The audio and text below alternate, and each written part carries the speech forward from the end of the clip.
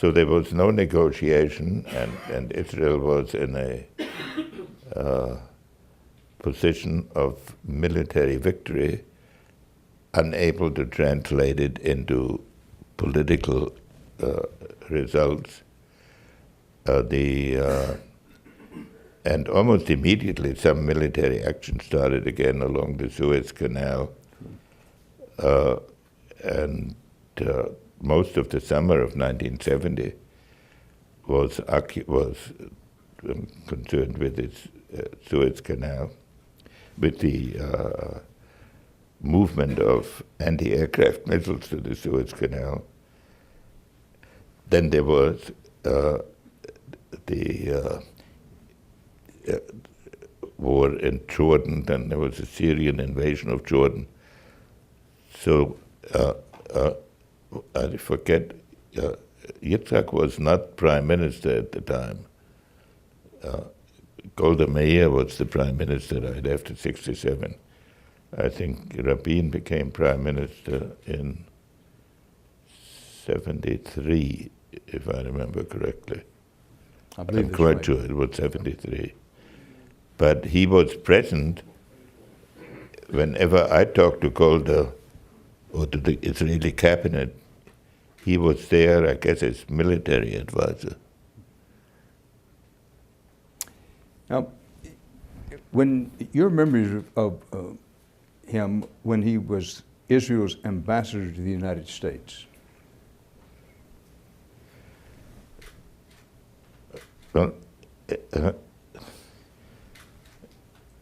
I always repeat the same thing. He was, first of all, it was a very difficult period again for Israel because until 1969, the United States had not delivered any airplanes. Right. The Israeli airplanes which won the '67 war were French airplanes. And in 1969 was the beginning. Most of Israeli arms for the '67 war came from Europe, not from America. So the task of the ambassador in Washington, of the Israeli ambassador in Washington, was to create a framework within which the delivery of arms would be accepted first by the Pentagon, then by the Congress, and especially the delivery of F-4 airplanes, or Phantom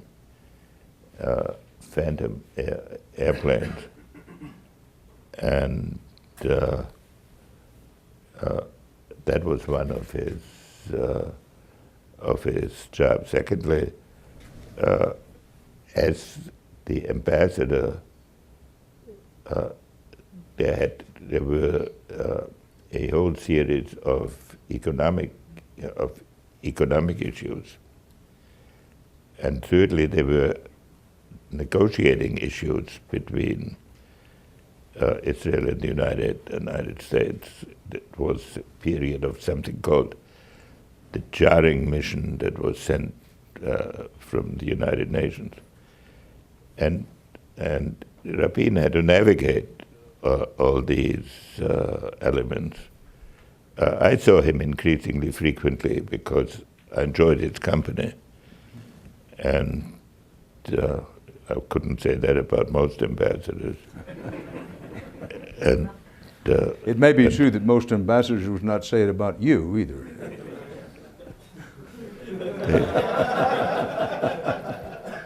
Now they are publishing a lot of the reports of what the ambassadors wrote.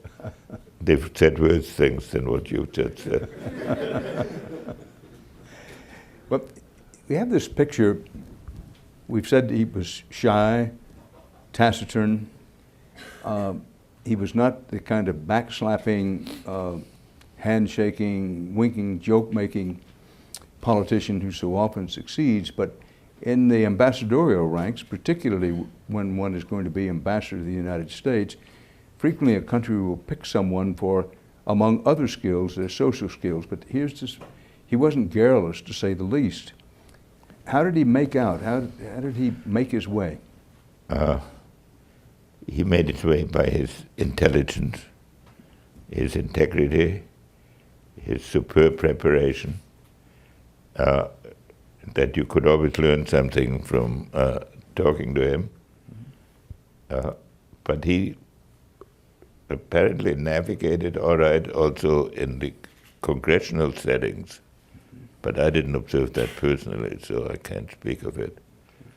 But he was considered by everybody I knew a very successful ambassador when he was there.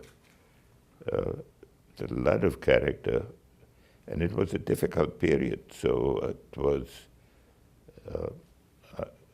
when I talked to him often, not only about Israel, but about the international situation, especially when it had a military component, because he was a great student of strategy. We know from his background as as a child and a young man, but his background was agriculture and the military. Having said that he never considered himself a politician, it has been said of him that one reason he succeeded politically was because he did not see himself as a politician, and at some base level, most people did not see him as a politician. Would you agree or disagree with that? No, I'd agree with that. I mean, he'd focus on a problem. If you discuss the problem with him, he'd analyze it. He'd give you his opinion, and he was not a great compromiser. I once, when I was doing the shuttle, I went on a trip, and he had made 10 points before I left, and I had gotten 8. So I thought I'd done pretty well. And when I got through, he said, "Why have you let me down?" Well, we know, not only from what he said, but what he did and what his general demeanor, that one would not describe him as filled with optimism about any peace process. But on the basis of what you know, and with time to reflect on it, what was his vision of a peace process? Well, he started out as a military man, and he had experienced all the tragedies and the tensions. So he was extremely suspicious that you could really get an agreement. And I think it is probably fair to say that without Shimon Peres, the original Oslo agreement would not have been made. But then, as he began to get involved in the peace process, he developed the vision that the Arab and Jewish people in Palestine should find a grammar of coexistence, and that all the suffering that he had seen and recognized on both sides should find its culmination in some kind of cooperation between Israel and at least the Palestinians. And from original skepticism, he moved into an enthusiastic and strong supporter. Those of you who saw on television the presentation of the Oslo Agreement on the White House lawn will remember that when time came to shake Arafat's hand, it took a really heroic effort for Rabin to put out his hand. It was not the most natural movement in the world. But I think by the time he was assassinated, he had become he had become part of the process, And I might mention one of the last conversations I had with him was the following. There was an Israeli pilot who had been killed on the last day of the 73 war. And his wife had made his son promise that he would not enter the Air Force. So the son entered the Special Forces and had finished his tour, but there was a kidnapping of some girl in Jerusalem. So he extended his tour by a week and participated in the rescue of that girl. And on the last day of that operation, he got killed. So Leah called me and said, he's had heavy duty today. He's gone to see the mother, who now had lost 2 men on the last day of a war. And we talked about the peace process. And I said to him, sometimes I think that everything you've experienced is a sort of preparation for what you're doing now. And I hope you look at this in the same way. But of course, Yitzhak didn't like grandiloquent statement. So all he said was, "We shall see."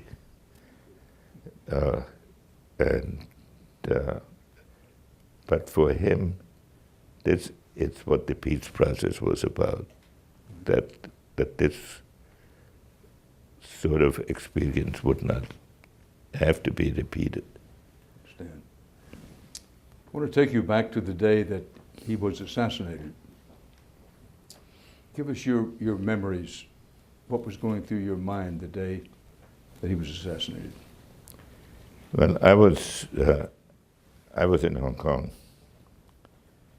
and so there was no possibility for me to get to Israel from Hong Kong in time for the funeral. So I was there for some conference, but I was on television a good part of the day, talking about my reminiscences and my feelings about Rabin, and actually CNN used what I said as a voiceover while the funeral. Right. But I didn't know that. It was just that they kept me on the air for a long time, and so that's how I spent it. It was to me a tremendous personal pain and also a great sadness, because for Israel and for the region, because here was a man who had gone through the process of coming to terms with the hatreds of the region and trying to transcend them, and to be assassinated at an event that was really dedicated to that was an enormous sadness.